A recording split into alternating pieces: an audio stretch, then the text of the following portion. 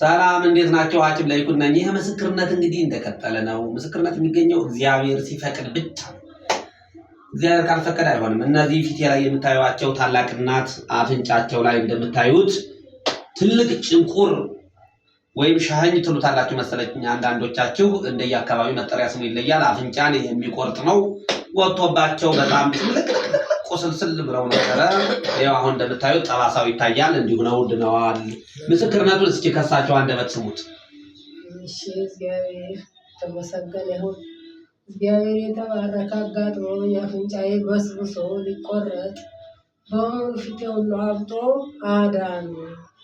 እግዚአብሔር ያክብርልኝ። እግዚአብሔር አዳነኝ። ይሆን ልቀር ነበር ገብቼ ልቀር ነበር።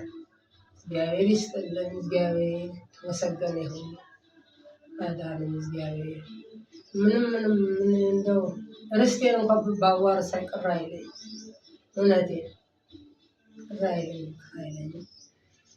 እኛን ክያ ማዳዬ አጃዬ አጃኑ ለመንገልቹ አመኩኖ ፎዬ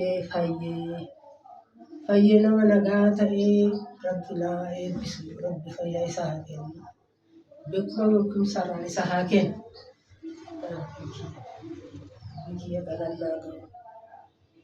እኔ እናት እንግዲህ ምስክርነቱን በእንደዚህ መልኩ በአማርኛና በኦሮምኛ ጠልጥፍ አድርገው ገልጸውልናል። ከአርሲ ክፍለ ሀገር ነው የመጡት። እውነት ነው። የካቲት ውስጥ ነበረ መጋቢት ውስጥ ሕክምናውን የጀመሩ እናታችን ነው። መጋቢት ውስጥ ነው የጀመሩ። መጋቢት መጀመሪያ አካባቢ ነው የጀመሩ። አሁን ይኸው እንደዚህ ድነዋል። ሁላችሁም እግዚአብሔርን አመስግኑ እንደየሃይማኖታችሁ። እናታችንን አሁንም ረጅም እድሜ ይሰጣቸው ዘንድ